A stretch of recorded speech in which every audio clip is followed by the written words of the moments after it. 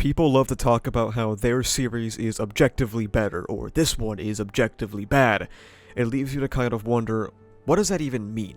Seriously, like, how is one series objectively better than the other, and what does that word even entail? You might have heard a lot, especially on places like Twitter, the following comments. Oh, Black Clover is objectively better than My Hero Academia, or I know My Hero Academia is objectively better, but you know what, at the end of the day, I still like Black Clover. Or, I know Black Clover is objectively bad, but I still enjoy it. Or, one I hear almost daily. Why do you act like your opinions are objective? For Media Literacy 101, we will be examining the two most misunderstood terms in regards to art: objectivity versus subjectivity. To begin, what is objectivity? Well, the simple answer is to not be influenced by personal feelings or opinions in considering hang on, I gotta change the text size, or representing facts. This is generally agreed upon. However, there is a much deeper war about the word objective in philosophy, but generally in philosophy, it can be seen as the perception or lack thereof of an object. Say, for example, this box. I don't know. This object, independent of any subject, should exist. If this subject were not here to perceive it, this would still be the case. Hence, objectivity is typically associated with ideas such as reality, truth, and reliability. Examples of something that would be objective would be the speed of light. Regardless of any subject, the speed of light will remain unceasingly at 186,000 miles per hour. Or you could say that, for example, this stick is 3 feet long. While the decision of what makes this measurement is a subjective measurement, objectively, this stick within the confines of that measurement is 3 feet. Measurements have a high probability of expressing truth regarding objective reality, and it's unlikely that two perceiving subjects using functional thermometers would have different measurements or judgments of the outside air. However, what would happen if, say, you got a room full of people? These people have very fucking long heads. But what if you got a room full of people? This one's gyro. And they decided that the room was cold. Would that become objective truth? Well, no.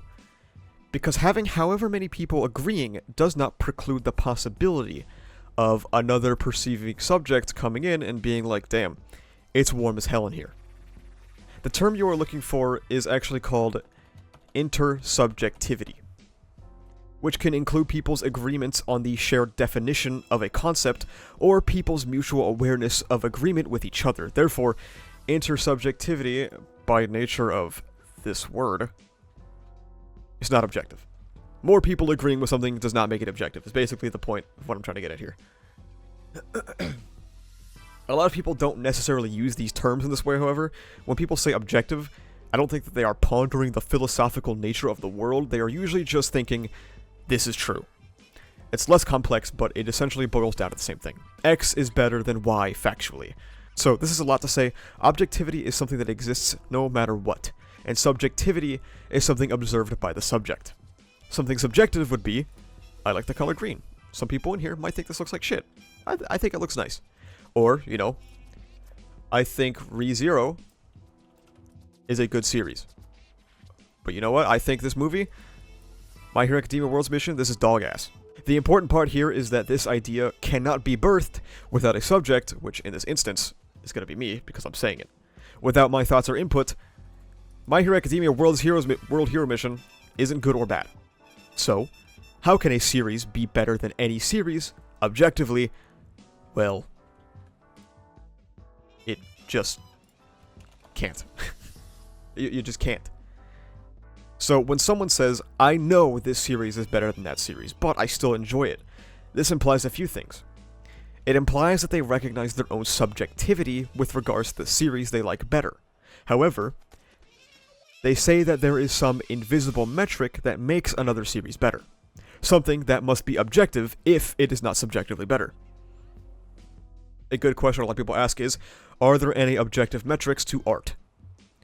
Most people have some criteria that they judge art with. Is it bad acting or bad writing? Well, how do we quantify bad in this context? The idea of what is bad can vary from person to person, from culture to culture, from life background to life background. Do we measure it by sales? If we did that, then is Demon Slayer the best manga ever made? I imagine at least a lot of you would vehemently disagree with that notion.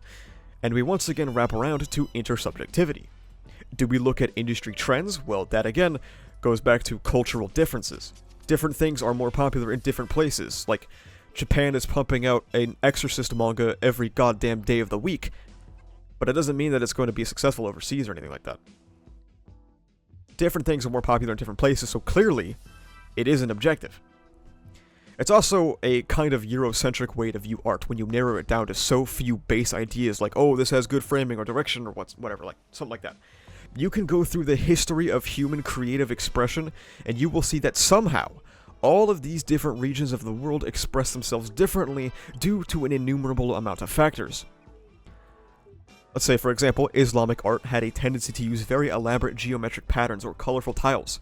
As you can see, these things are very... This one, for example, is insanely detailed. Like, that is insane to me.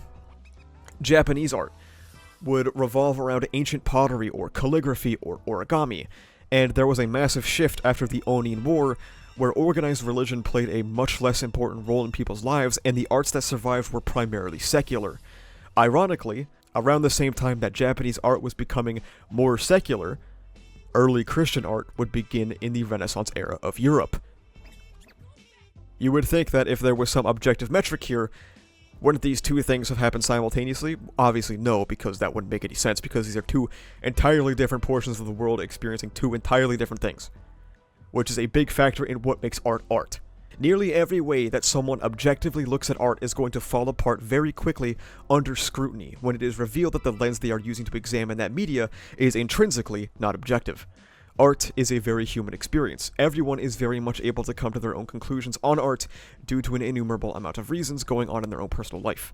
Perhaps a piece of art speaks to someone particularly strongly due to their own familial history, or because they found something that spoke to their very being, or because they found it at a low point in their life by nature of various life circumstances, childhoods, cultures, politics, and so much more. Everyone's interpretations of art can be different. So I want to address the last point here. People actually, unironically, say this to me: you act as if your opinions are objective. And my first question is, how do you do that? How does that even happen? How does one act like their opinions are objective?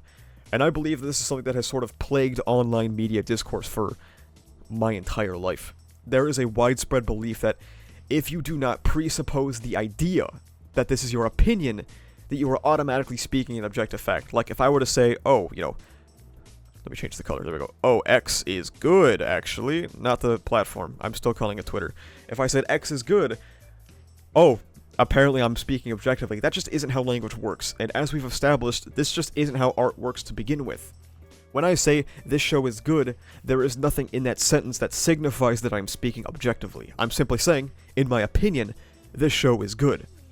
But what people want me to do instead is to say, in my humble, personal opinion, my humble, personal, subjective opinion, I do believe that this series is quite good.